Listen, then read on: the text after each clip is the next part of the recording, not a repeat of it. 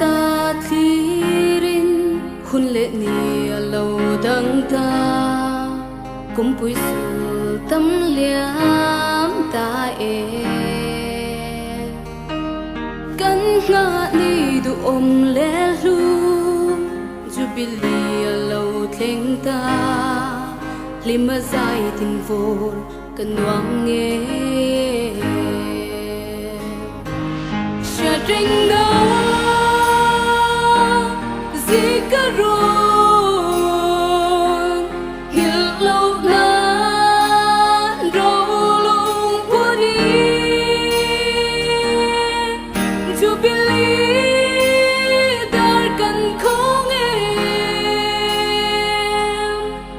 Vanlalhmangaihsangi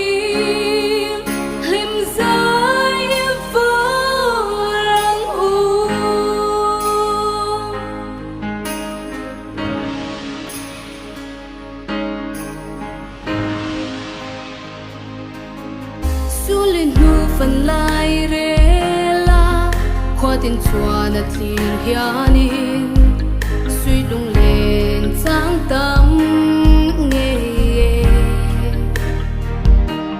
lal ram than si pai rual te ri sang mua lan liam lai ni ching bit kha ain sam reng nghe shadring na Zikkaron hil lâu na râu lung puni Jubilee dar kan khong em Vanlalhmangaihsangi lim dài vô rang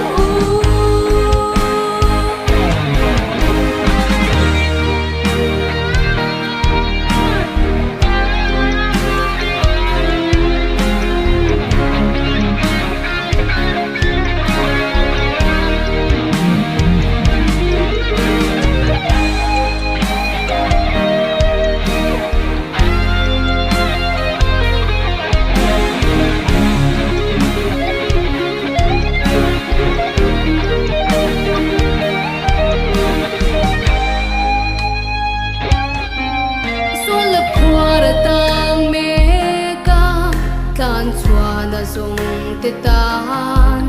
zalena dar kan khong e phak na la chu zum vela I hun cha liam me ke beram no phak zai I vor za